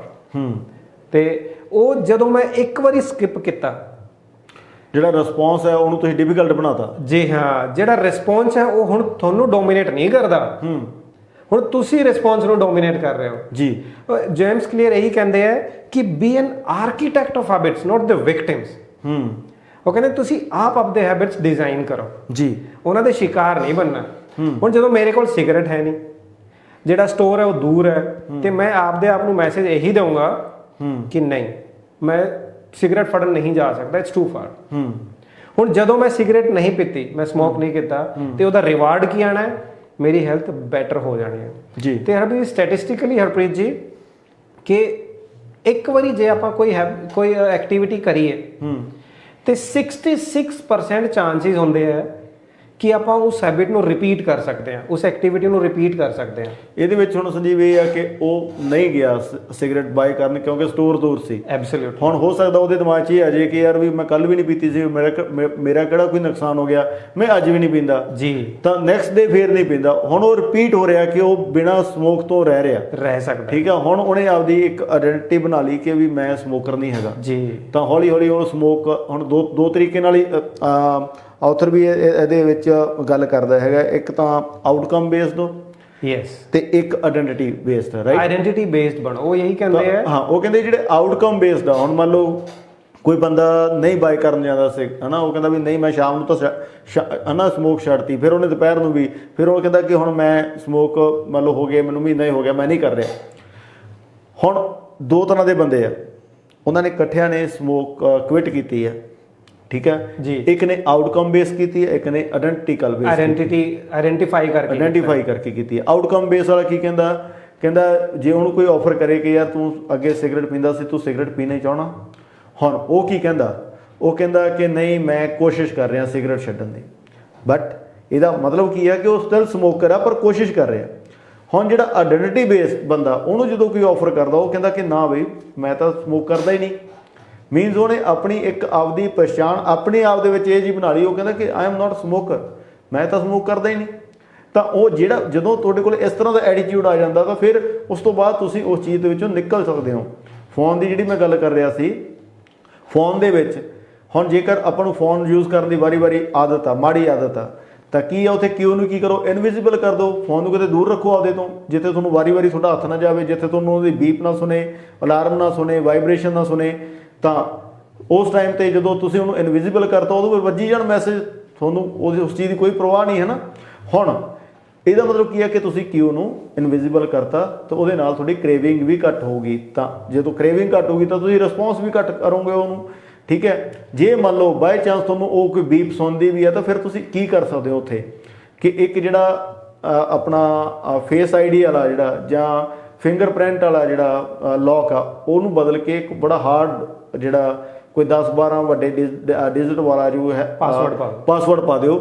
ਚਾਹੇ ਕੋਈ ਉਹ ਆਪਣਾ ਲੋਅਰ ਕੇਸ ਹੋਣ ਨਾ, ਸਪੈਸ਼ਲ ਕਰੈਕਟਰ ਹੋਣ, ਜਿਹੜਾ ਡਿਫਿਕਲਟ ਹੋਵੇ, ਜਿਹੜਾ ਤੁਹਾਨੂੰ ਖੋਲ੍ਹਣ ਲਈ ਤੁਹਾਨੂੰ 5-7 ਸੈਕਿੰਡ ਲੱਗ ਜਾਣ, ਤਾਂ ਤੁਸੀਂ ਜਦੋਂ ਰਿਸਪੌਂਸ ਨੂੰ ਥੋੜ੍ਹਾ ਜਿਹਾ ਡਿਫਿਕਲਟ ਬਣਾ ਦੋਗੇ ਤਾਂ ਫਿਰ ਉਹਦਾ ਜਿਹੜਾ ਤੁਸੀਂ ਫੋਨ ਯੂਜ਼ ਨਹੀਂ ਕਰੋਗੇ ਤੇ ਉਹਦੇ ਜਿਹੜੇ ਰਿਵਾਰਡ ਆ ਕੀ ਹੈ ਕਿ ਤੁਹਾਡਾ ਸਕਰੀਨ ਟਾਈਮ ਆ ਅੱਗੇ ਜਾ ਕੇ ਘਟਣਾ ਸ਼ੁਰੂ ਹੋ ਜਾਊਗਾ, ਤੇ ਤੁਸੀਂ ਉਹ ਆਦਤ ਨੂੰ ਜਿਹੜੀ ਫੋਨ ਨੂੰ ਵਾਰ-ਵਾਰ ਯੂਜ਼ ਕਰਨ ਦੀ ਆਦਤ ਨੂੰ ਤੁਸੀਂ ਉਹ ਕਾਫੀ ਹੱਦ ਤੱਕ ਘਟਾ ਸਕਦੇ ਹੋ।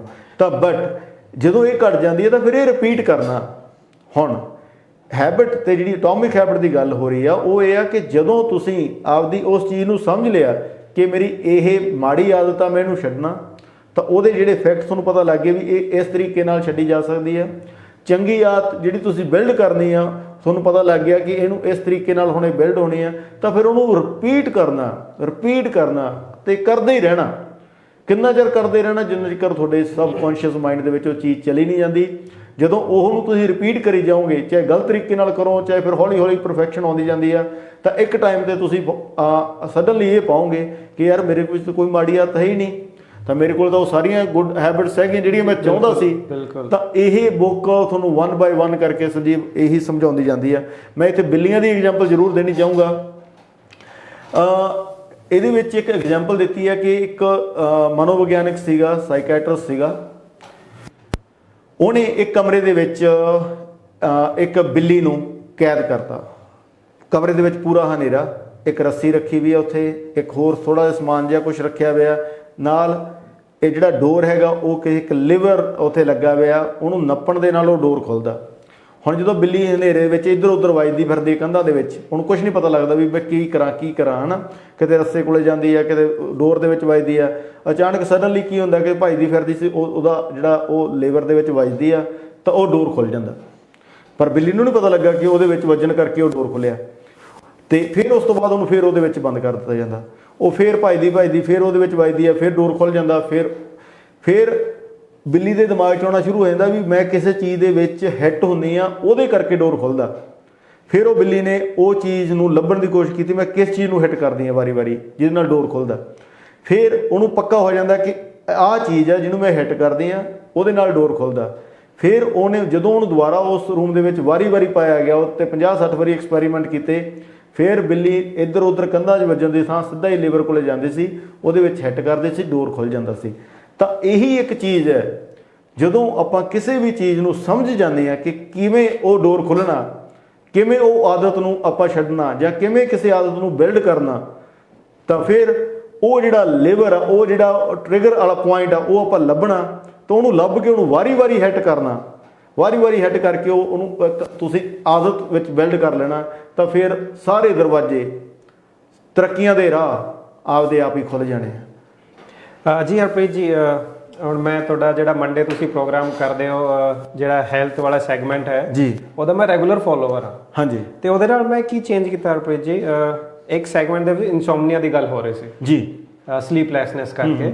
ਤੇ ਡਾਕਟਰ ਮੰਜੂ ਕਹਿੰਦੇ ਆ ਕਿ ਜਿਹੜਾ ਆਪਣਾ ਮੋਬਾਈਲ ਦਾ ਸਕਰੀਨ ਹੈ, ਉਹਦੇ ਵਿੱਚ ਵਾਈਟ UV ਰੇਜ਼ ਹੁੰਦੇ ਆ। ਜਿਹੜੇ ਰੇਜ਼ ਹੁੰਦੇ ਉਹ ਆਪਣੇ ਬ੍ਰੇਨ ਨੂੰ ਸਿਗਨਲ ਦਿੰਦੇ ਆ ਕਿ ਹਜੇ ਨਾਈਟ ਨਹੀਂ ਹੋਈ।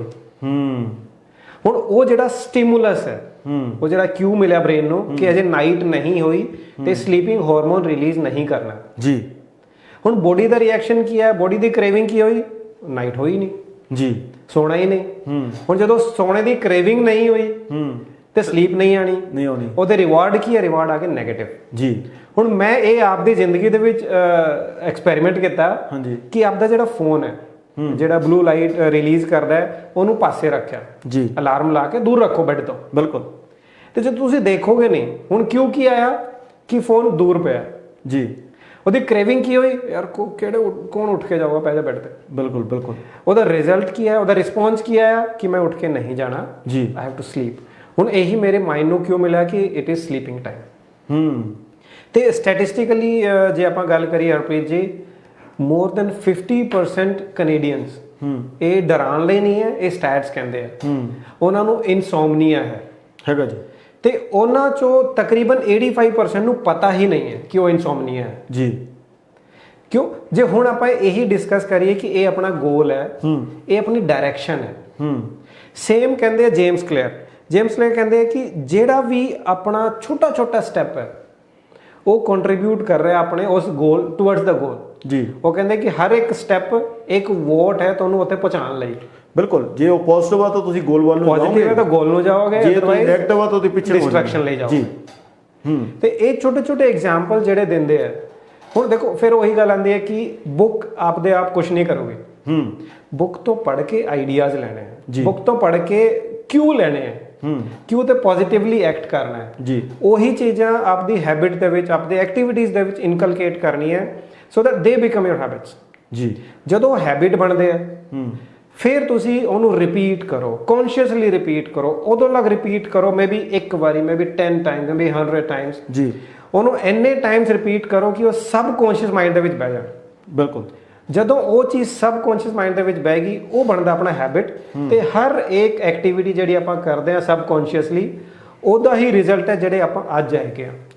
ਬਿਲਕੁਲ ਸੰਜੀਵ, ਕਿਉਂਕਿ ਜਿਹੜੀ ਐਟੋਮਿਕ ਹੈਬਿਟ ਜਿਹੜੀ ਇਹ ਬੁੱਕ ਆ, ਇਹ ਇੱਕ ਗੱਲ ਤੁਹਾਨੂੰ ਜ਼ਰੂਰ ਇਹ ਕਹਿੰਦੀ ਹੈ ਕਿ ਆਪਾਂ ਯੂਜ਼ਲੀ ਆਪਾਂ ਇਹ ਸਮਝ ਕਰਦੇ ਹਾਂ ਕਿ ਅਸੀਂ ਗੋਲ ਇੱਕ ਰੱਖ ਲੈਂਦੇ ਹਾਂ ਕਿ ਗੋਲ ਸੈੱਟ ਕਰਦੇ ਹਾਂ। ਮੰਨ ਲਓ ਕਿਸੇ ਬੱਚੇ ਨੇ ਗੋਲ ਰੱਖਿਆ ਕਿ ਮੈਂ ਇਸ ਸਾਲ 95% ਮਾਰਕਸ ਲੈਣੇ ਆ, ਇਹ ਉਹਦਾ ਗੋਲ ਹੋ ਗਿਆ। ਇਹ ਵੀ ਰੱਖਣਾ ਜ਼ਰੂਰੀ ਹੈ, ਪਰ ਇਕੱਲਾ ਗੋਲ ਰੱਖ ਕੇ ਹੀ ਗੁਜ਼ਾਰਾ ਨਹੀਂ ਹੋਣਾ। ਉਸ ਗੋਲ ਨੂੰ ਪਾਉਣ ਦੇ ਲਈ, ਉਸ 95% ਤੇ ਪਹੁੰਚਣ ਦੇ ਲਈ ਸਾਨੂੰ ਇੱਕ ਪ੍ਰੋਸੈਸ, ਇੱਕ ਸਿਸਟਮ ਬਣਾਉਣਾ ਪਊਗਾ। ਕਿੰਨੀ ਰੀਡਿੰਗ ਕਰਨੀ ਹੈ, ਕਿੰਨੀ ਰਾਈਟਿੰਗ ਕਰਨੀ ਹੈ, ਕਿੰਨਾ ਪੜ੍ਹਨਾ, ਫਿਰ ਉਹ ਪਰ ਡੇ ਉਹਦਾ ਕਿੰਨਾ ਪਾਰਟ ਅਸੀਂ ਉਹਨੂੰ ਕਵਰ ਕਰਦੇ ਜਾ ਰਹੇ ਹਾਂ। ਫਿਰ ਜਿਹੜਾ ਕੁਝ ਅਸੀਂ ਕਰਦੇ ਜਾ ਰਹੇ ਹਾਂ ਉਹਨੂੰ ਟਰੈਕ ਕਰਦੇ ਜਾ ਰਹੇ ਹਾਂ ਕਿ ਹਾਂ ਮੇਰਾ ਇਹ ਸਬਜੈਕਟ, ਮੇਰੀ ਇਹ ਬੁੱਕ, ਮੇਰਾ ਆਹ ਚੈਪਟਰ ਮੇਰਾ ਪੂਰਾ ਹੋ ਗਿਆ, ਠੀਕ ਹੈ। ਫਿਰ ਜਦੋਂ ਉਹ ਸਿਸਟਮ ਦੇ ਹਿਸਾਬ ਨਾਲ ਤੁਸੀਂ ਚੱਲਦੇ ਹੋ, ਗੋਲ ਨੂੰ ਭੁੱਲ ਜਾਓ। ਹੁਣ ਗੋਲ ਤਾਂ ਪਤਾ ਹੀ ਤੁਹਾਨੂੰ 95% ਹੈ। ਹੁਣ ਤੁਸੀਂ ਇੱਕ ਸਿਸਟਮ ਬਣਾਉਣਾ, ਉਹਨੂੰ ਫੋਲੋ ਕਰਨਾ ਸਿਸਟਮ ਨੂੰ, ਸਟ੍ਰਿਕਟਲੀ ਫੋਲੋ ਕਰਨਾ, ਫਿਰ ਨਾਲ ਦੀ ਨਾਲ ਟਰੈਕ ਕਰਦੇ ਜਾਣਾ ਕਿ ਅਸੀਂ ਜਿਹੜਾ ਕੁਆਟਰਲੀ ਮੇਰਾ ਗੋਲ ਸੀ ਉਹ ਪੂਰਾ ਹੋ ਗਿਆ, ਜਾਂ ਉਹਦੇ 'ਚ ਅੱਗੇ ਜਾ ਰਿਹਾ ਜਾਂ ਪਿੱਛੇ ਜਾ ਰਿਹਾ, ਜਾਂ ਹੁਣ ਨੈਕਸਟ ਕੁਆਟਰ 'ਚ ਮੈਨੂੰ ਕਿੰਨਾ ਜ਼ੋਰ ਲਾਉਣਾ ਪੈਣਾ। ਇੱਕ ਇਹ ਬੁੱਕ ਸਾਨੂੰ ਸਿਖਾਉਂਦੀ ਆ ਕਿ ਅਸੀਂ ਗੋਲਸ ਬੇਸ਼ੱਕ ਰੱਖ ਲਓ ਤੁਸੀਂ, ਪਰ ਫਿਰ ਗੋਲ ਦੀ ਉਸ ਤੋਂ ਬਾਅਦ ਉਹਦੇ ਗੋਲ ਨੂੰ ਨਾ ਦੇਖੋ, ਫਿਰ ਉਸ ਗੋਲ ਨੂੰ ਪਾਉਣ ਦੇ ਲਈ ਜਿਹੜੀ ਪ੍ਰੋਸੈਸ ਆ, ਜਿਹੜਾ ਸਿਸਟਮ ਆ, ਜਿਹੜਾ ਤਰੀਕਾ, ਜਿਹੜੀ ਘਾਲਣਾ ਇਹਦੇ ਲਈ ਕਰਨੀ ਆ, ਉਹਦੇ 'ਤੇ ਫਿਰ ਫੋਕਸ ਕਰੋ, ਉਹਦੇ ਹਿਸਾਬ ਨਾਲ ਚੱਲੋ। ਜੇ ਮੰਨ ਲਓ ਮੈਂ weight lose ਕਰਨਾ 10 ਕਿਲੋ, ਠੀਕ ਹੈ, ਫਿਰ ਉਹਦੇ ਲਈ ਮੈਨੂੰ ਪਤਾ ਕਿ ਮੈਨੂੰ 5 ਦਿਨ ਐਕਸਰਸਾਈਜ਼ ਕਰਨੀ ਪਊਗੀ, ਅੱਧਾ ਘੰਟਾ 1 ਘੰਟਾ ਐਕਸਰਸਾਈਜ਼ ਕਰਨੀ ਪਊਗੀ, ਠੀਕ ਹੈ, ਇਹ ਵੀ ਇੱਕ ਪ੍ਰੋਸੈਸ ਦਾ ਹਿੱਸਾ ਹੋ ਗਿਆ। ਫਿਰ ਮੈਨੂੰ ਹੈਲਥੀ ਡਾਈਟ ਪਲਾਨ ਰੱਖਣਾ ਪਊਗਾ, ਇਹ ਵੀ ਇੱਕ ਪ੍ਰੋਸੈਸ ਦਾ ਹਿੱਸਾ। ਮੈਨੂੰ ਪ੍ਰੋਪਰ ਨੀਂਦ ਲੈਣੀ ਪਊਗੀ, ਇਹ ਵੀ ਇੱਕ ਹਿੱਸਾ। ਮੈਨੂੰ ਪ੍ਰੋਪਰ ਆਪਦੀ ਜਿਹੜੀ ਸਟ੍ਰੈਸ ਲੈਵਲ ਨੂੰ ਕੰਟਰੋਲ ਰੱਖਣਾ ਪਊਗਾ, ਇਹ ਵੀ weight lose ਕਰਨ ਦਾ ਇੱਕ ਪ੍ਰੋਸੈਸ ਦਾ ਪਾਰਟ ਹੈ। ਤਾਂ ਇਕੱਲਾ ਗੋਲ ਰੱਖ ਲੈਣਾ ਕਿ ਮੈਂ 10 ਕਿਲੋ weight lose ਕਰਨਾ, ਪਰ ਮੈਂ ਜੇ ਸਵੇਰੇ ਉੱਠ ਕੇ ਮੈਂ ਕੋਈ ਐਕਸਰਸਾਈਜ਼ ਨਹੀਂ ਕਰਨੀ, ਮੈਂ ਰਨਿੰਗ ਨਹੀਂ ਕਰਨੀ, ਜਾਂ ਜੇ ਮੈਂ ਰਨਿੰਗ ਕਰ ਲਈ ਤਾਂ ਮੈਂ ਫੂਡ ਵੱਧ ਘੱਟ ਖਾ ਲਿਆ, ਜੇ ਮੈਂ ਫੂਡ ਵੀ ਠੀਕ ਖਾਧਾ ਤਾਂ ਮੈਂ ਰਾਤ ਨੂੰ ਸੁੱਤਾ ਨਹੀਂ, ਫੋਨ 'ਤੇ ਰਿਹਾ, ਟੀਵੀ ਦੇਖ ਲਿਆ, ਮੂਵੀ ਦੇਖ ਲਈ। ਤਾਂ ਇਹ ਜਿਹੜੀ ਪ੍ਰੋਸੈਸ ਆ ਉਹ ਪਾਰਟਸ ਹੈਗੇ ਆ ਕਈ। ਜਦੋਂ ਆਪਾਂ ਉਹਨਾਂ ਨੂੰ ਅਸੈਂਬਲ ਕਰਦੇ ਆ ਨਾ, ਫਿਰ ਉਹਦੇ 'ਤੇ ਲਿਖਿਆ ਆਉਂਦਾ ਪੋਜ਼ਿਟਿਵ ਰਿਜ਼ਲਟ, ਉਹਦੇ 'ਤੇ ਲਿਖਿਆ ਆਉਂਦਾ ਸਕਸੈਸ, ਰਾਈਟ। ਇਹ ਜਿਹੜੀ ਜਦੋਂ ਵੀ ਆਪਾਂ ਕੋਈ ਵੀ ਚੀਜ਼, ਕੋਈ ਵੀ ਗੋਲ ਰੱਖਣਾ, ਉਹਨੂੰ ਅਚੀਵ ਕਰਨ ਦੇ ਲਈ ਇੱਕ ਸਿਸਟਮ, ਇੱਕ ਪਾਈਪਲਾਈਨ, ਇੱਕ ਰਸਤਾ ਬਣਾਉਣਾ ਪੈਂਦਾ। ਫਿਰ ਉਸ ਰਸਤੇ 'ਤੇ ਚੱਲਦੇ ਜਾਣਾ ਹੁੰਦਾ ਲਗਾਤਾਰ, ਪੂਰੀ ਪ੍ਰੋਪਰ ਫੋਕਸ ਕਰਕੇ ਕਿ ਆਪਾਂ ਖੱਬੇ ਸੱਜੇ ਡੀਰੇਲ ਨਾ ਹੋਈਏ। ਤਾਂ ਫਿਰ ਅੱਗੇ ਜਾ ਕੇ ਤੁਹਾਨੂੰ ਸਾਹਮਣੇ ਇੱਕ ਸਕਸੈਸਫੁਲ ਇੱਕ ਰਿਜ਼ਲਟ, ਇੱਕ ਮੰਜ਼ਿਲ ਦਿਸਦੀ ਆ। ਤਾਂ ਇਹ book atomic habit book, James clear ਦੀ ਬੁੱਕ, ਇਹ ਬਾਵਾਸਤਾ ਇਹ ਕੱਲਾ ਚੈਪਟਰ ਲਾਈਨ ਬਾਏ ਲਾਈਨ, ਠੀਕ ਆ, ਪੈਰਾਗ੍ਰਾਫ ਬਾਏ ਪੈਰਾਗ੍ਰਾਫ ਤੁਹਾਨੂੰ ਬਹੁਤ ਡਿਟੇਲ ਦੇ ਵਿੱਚ ਸਮਝਾਉਂਦੀ ਜਾਂਦੀ ਹੈ ਕਿ ਤੁਸੀਂ ਕਿਵੇਂ ਆਪਦੀਆਂ ਮਾੜੀਆਂ ਆਦਤਾਂ ਤੋੜਨੀਆਂ, ਕਿਵੇਂ ਚੰਗੀਆਂ ਬਿਲਡ ਕਰਨੀਆਂ। ਸੰਜੀਵ, ਤੁਸੀਂ ਹੋਰ ਕੋਈ ਇਸ ਬੁੱਕ ਦੇ ਬਾਰੇ, ਕਿਉਂਕਿ ਐਗਜ਼ਾਮਪਲ ਤਾਂ ਬੇਸ਼ੁਮਾਰ ਹੈ ਇਹਦੇ 'ਚ, ਤੁਸੀਂ ਕੁਝ ਹੋਰ ਐਡ ਕਰਨਾ ਚਾਹੁੰਦੇ ਹੋ? ਜੀ ਬਹੁਤ ਸਾਰੇ ਐਗਜ਼ਾਮਪਲ ਹੈ ਜਿਹੜੇ ਆਪਣੇ ਡੇਲੀ ਲਾਈਫ ਦੇ ਵਿੱਚ ਆਪਾਂ ਨੂੰ ਚੇਂਜ ਕਰਨਾ ਚਾਹੁੰਦੇ ਆਪਾਂ, ਹਾਂ, ਬਟ ਆਪਾਂ ਨੂੰ ਰਸਤੇ ਨਹੀਂ ਲੱਭਦੇ ਜੀ। ਹੁਣ ਛੋਟਾ ਜਿਹਾ ਐਗਜ਼ਾਮਪਲ ਜੇਮਸ ਨੇ ਲੈ ਕੇ ਦਿੱਤਾ ਕਿ ਕਹਿੰਦੇ ਆਪਾਂ ਸਾਰੇ ਚਾਹੁੰਦੇ ਹਾਂ ਕਿ ਆਪਣਾ ਬੈਡਰੂਮ ਮੈਸੀ ਨਾ ਹੋਵੇ, ਜੀ, ਜਿਹੜਾ ਕਿ ਆਪਾਂ ਸਾਰੇ ਚਾਹੁੰਦੇ ਹਾਂ ਬਟ ਕਰਦੇ ਨਹੀਂ ਜੀ। ਹੁਣ ਉਹ ਕਹਿੰਦੇ ਕਿ ਇੱਕ ਦਿਨ ਪੂਰੇ ਮਹੀਨੇ ਦੇ ਵਿੱਚ ਇੱਕ ਦਿਨ ਤੁਸੀਂ ਲਾ ਕੇ 3-4 ਘੰਟੇ ਉਹਨੂੰ ਕਲੀਅਰ ਕਰ ਲਓਗੇ, ਬਟ ਕੀ ਤੁਸੀਂ ਇਨਸ਼ੋਰ ਕੀਤਾ ਕਿ ਰਿਪੀਟ ਨਾ ਹੋਵੇ? ਜੇ ਤੁਸੀਂ ਇਨਸ਼ੋਰ ਕਰਨਾ ਚਾਹੁੰਦੇ ਹੋ ਕਿ ਰਿਪੀਟ ਨਾ ਹੋਵੇ ਤੇ ਉਹਨੂੰ ਹੈਬਿਟ 'ਚ ਪਾਓ। ਬਿਲਕੁਲ। ਜੇ ਤੁਸੀਂ ਹੁਣ ਮੰਨ ਲਓ ਜੇ ਸਫਾਈ ਕਰ ਲਈ, ਠੀਕ ਹੈ, ਇਕੱਲੇ ਸਫਾਈ ਕਰਨ ਨਾਲ ਨਹੀਂ ਸਰਨਾ, ਫਿਰ ਤੁਹਾਨੂੰ ਉਸ ਤੋਂ ਬਾਅਦ ਇਹ ਵੀ ਖਿਆਲ ਰੱਖਣਾ ਪੈਣਾ ਕਿ ਮੈਨੂੰ ਦੁਬਾਰਾ ਗੰਦ ਨਾ ਪਾਵਾਂ ਇੱਥੇ, ਉਹਨੂੰ ਉਹ ਚੇਂਜ ਕਰਨੇ ਪੈਣੇ ਉਹ ਛੋਟੇ-ਛੋਟੇ।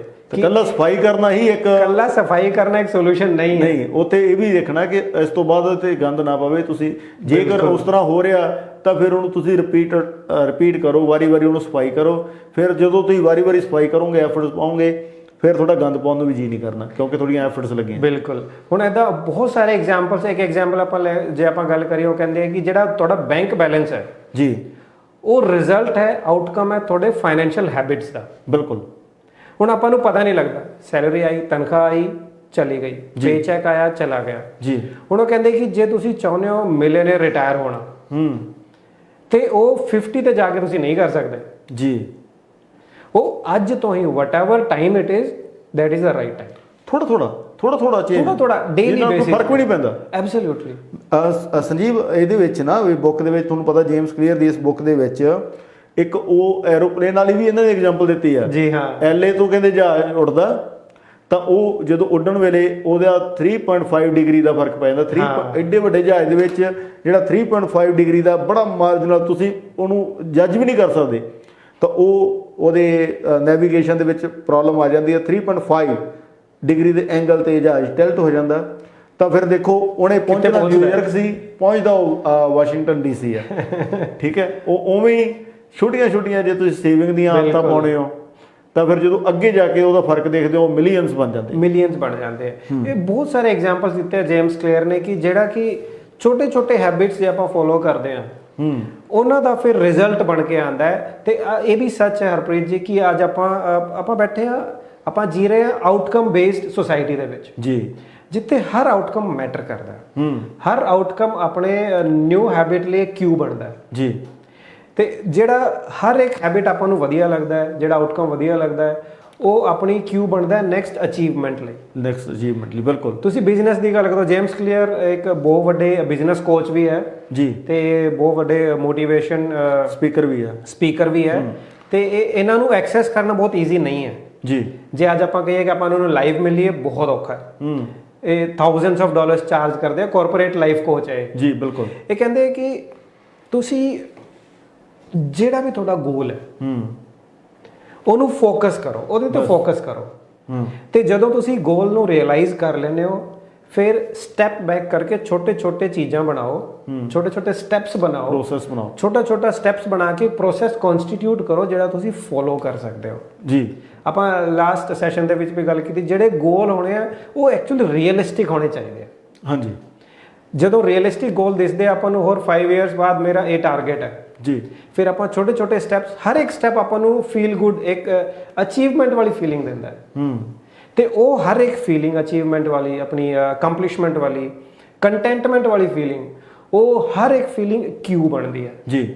ਤੇ ਉਹ ਐਂਡ ਆਫ ਦਾ ਡੇ ਉਹ ਇਹੀ ਕਹਿੰਦੇ ਆ ਕਿ ਤੁਸੀਂ ਹਰ ਇੱਕ ਹੈਬਿਟ ਦਾ ਆਰਕੀਟੈਕਟ ਬਣ ਜਾਓ। ਬਿਲਕੁਲ। ਤੁਸੀਂ ਆਪ ਹੈਬਿਟਸ ਡਿਵੈਲਪ ਕਰੋ, ਤੁਸੀਂ ਆਪ ਆਪਣੇ ਫੈਮਿਲੀ ਦੀ ਜ਼ਿੰਮੇਵਾਰੀ ਲਓ, ਜੀ। ਤੁਸੀਂ ਆਪ ਆਪਣੇ ਗੋਲਸ ਦੀ ਜ਼ਿੰਮੇਵਾਰੀ ਲਓ। ਬਿਲਕੁਲ। ਤਾਂ ਹੀ ਇਟ ਇਜ਼ ਓਨਲੀ ਪੋਸੀਬਲ ਜਦੋਂ ਤੁਸੀਂ ਆਪ ਉਹ ਚੀਜ਼ ਕਰੋਗੇ ਤੇ ਇਹ ਜਦੋਂ ਆਪ ਰਿਪੀਟਡਲੀ ਕਰਦੇ ਆ ਤੇ ਉਦੋਂ ਆਪਣੀ ਹੈਬਿਟ ਬਣਦੀ ਹੈ, ਉਦੋਂ ਆਪਣੇ ਆਊਟਕਮਸ ਆਉਂਦੇ ਆ। ਬਿਲਕੁਲ। ਕਿਉਂਕਿ ਆਪਾਂ ਆਲਰੇਡੀ ਆਊਟਕਮ ਬੇਸਡ ਸੋਸਾਇਟੀ ਦੇ ਵਿੱਚ ਰਹਿ ਰਹੇ ਹਾਂ ਤੇ ਉਹ ਹਰ ਇੱਕ ਆਊਟਕਮ ਆਪਣੇ ਲਈ ਇੱਕ ਇਨਸਪੀਰੇਸ਼ਨ ਬਣਦਾ, ਇੱਕ ਮੋਟੀਵੇਸ਼ਨ ਬਣਦਾ। ਹੁਣ ਫਿਰ ਇਹਦੇ ਵਿੱਚ ਕਿਉਂਕਿ ਸਮਾਂ ਵੀ ਆਲਮੋਸਟ ਪੂਰਾ ਹੋ ਗਿਆ, ਸਾਡੇ ਅਗਲੇ ਪ੍ਰੋਗਰਾਮ ਵੀ ਬਿਲਕੁਲ ਰੈਡੀ ਨੇ। ਸੰਜੀਵ, ਜਾਂਦੇ ਜਾਂਦੇ ਮੈਂ ਤਾਂ ਇੱਕ ਇਸ ਬੁੱਕ ਦਾ ਜਿਹੜਾ ਮੈਂ ਇਹਨੂੰ ਕਨਕਲੂਡ ਕਰਦਾ, ਕਿਉਂਕਿ ਮੈਂ ਦੂਸਰੀ ਵਾਰੀ ਇਹ ਬੁੱਕ ਸ਼ੁਰੂ ਕੀਤੀ ਹੈ। ਇੱਕ ਵਾਰੀ ਮੈਂ ਕੰਪਲੀਟ ਕਰਨ ਤੋਂ ਬਾਅਦ ਜੋ ਦੂਸਰੀ ਵਾਰੀ ਇਹਨੂੰ ਮੈਂ ਪੜ੍ਹਨ ਦੀ ਕੋਸ਼ਿਸ਼ ਕਰ ਰਿਹਾ ਤਾਂ ਇਹ ਬੁੱਕ ਮੈਨੂੰ ਬਹੁਤ ਹੀ ਜ਼ਿਆਦਾ ਡਿਟੇਲ 'ਚ ਬਹੁਤ ਕੁਝ ਦੱਸ ਰਹੀ ਹੈ। ਹੁਣ ਤਾਂ ਬਹੁਤ ਹੈਲਪਫੁਲ ਬੁੱਕ ਹੈ। ਗੋਲ ਸੈੱਟ ਕਰ ਲੈਣਾ ਹੀ ਇਕੱਲਾ ਇਹ ਨਹੀਂ ਕਹਿ ਸਕਦੇ ਤੁਸੀਂ ਗੋਲ ਸੈੱਟ ਕਰ ਲਿਆ ਤਾਂ ਤੁਸੀਂ ਗੋਲ 'ਤੇ ਪਹੁੰਚ ਜਾਓਗੇ। ਗੋਲ ਸੈੱਟ ਕਰਨਾ ਜ਼ਰੂਰੀ ਹੈ, ਪਰ ਉਸ ਤੋਂ ਬਾਅਦ ਜਦੋਂ ਇੱਕ ਵਾਰੀ ਤੁਹਾਡੇ ਗੋਲ ਸੈੱਟ ਹੋ ਜਾਂਦੇ ਨੇ ਫਿਰ ਉਹ ਗੋਲ ਨੂੰ ਪਾਉਣ ਦੇ ਲਈ ਇੱਕ ਉਹਦਾ ਟਰੈਕ ਬਣਾਉਣਾ ਹੁੰਦਾ ਕਿ ਅਸੀਂ ਕਿਸ ਰਾਹ ਦੇ ਉੱਤੋਂ ਜਾਣਾ। ਰਾਈਟ, ਹੁਣ ਜੇ ਮੈਂ ਮੰਨ ਲਓ ਇੰਡੀਆ ਜਾਣਾ ਤਾਂ ਮੈਨੂੰ ਪਤਾ ਹੋਣਾ ਚਾਹੀਦਾ ਕਿ ਮੈਂ ਲਾਈਕ ਅ ਪਲੈਨ ਲੈ ਕੇ ਮੈਂ ਕਿਸ ਪਾਸੇ ਦੀ ਜਾਣਾ। ਰਾਈਟ, ਵੀ ਉਹ ਜਿਹੜਾ ਰਸਤਾ ਕੀ ਹੋਊਗਾ।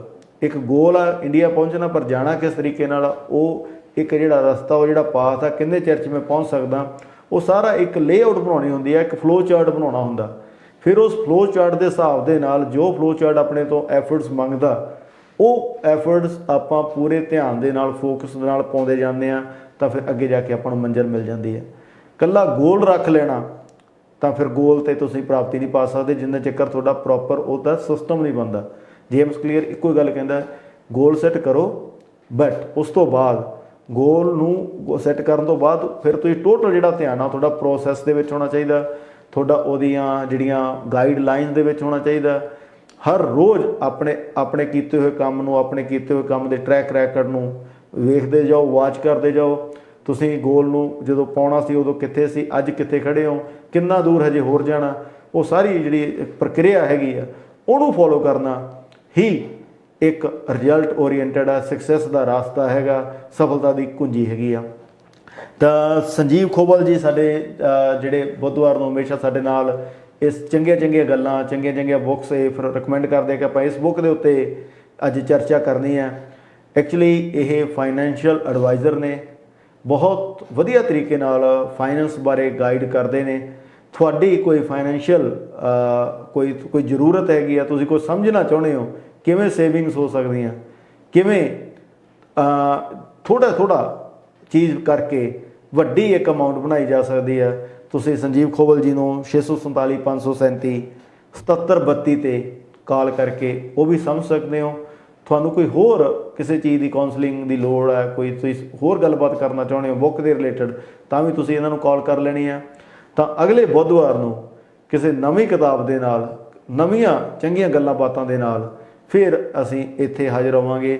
ਸੰਜੀਵ ਜੀ ਤੁਹਾਡਾ ਵੀ ਬਹੁਤ ਧੰਨਵਾਦ ਹੈ, ਤੁਸੀਂ ਸਮੇਂ 'ਚੋਂ ਸਮਾਂ ਕੱਢ ਕੇ ਤਾਂ ਸਾਡੇ ਦਰਸ਼ਕਾਂ ਦੀ ਝੋਲੀ 'ਚ ਇੰਨੀ ਇਨਫੋਰਮੇਸ਼ਨ ਪਾਉਣੇ ਹੋ। Thank you Harpreet ji, thank you ਤੁਹਾਡਾ ਤੇ ਥੈਂਕ ਯੂ ਸਾਰੇ ਦਰਸ਼ਕਾਂ ਦਾ, ਥੈਂਕ ਯੂ ਆਪਣੇ ਵਿਜ਼ਨ ਪੰਜਾਬ ਦਾ। ਬਿਲਕੁਲ ਜੀ। ਤੇ ਜਾਂਦੇ ਆਪਾਂ ਸਾਰਿਆਂ ਨੂੰ ਇੱਕ ਵਾਰ ਫਿਰ ਕੈਨੇਡਾ ਦੇ ਦੀ ਬਹੁਤ ਬਹੁਤ ਸ਼ੁਭਕਾਮਨਾ ਦੇ ਦਈਏ। ਬਿਲਕੁਲ ਜੀ, ਤੇ ਕੈਨੇਡਾ ਦੇ ਦੀਆਂ ਫਿਰ ਤੁਹਾਨੂੰ ਵਧਾਈਆਂ ਜੀ। ਸਾਡਾ ਅਗਲਾ ਪ੍ਰੋਗਰਾਮ, ਅਗਲਾ ਸੈਗਮੈਂਟ ਬਿਲਕੁਲ ਤਿਆਰ ਹੈ ਜੀ।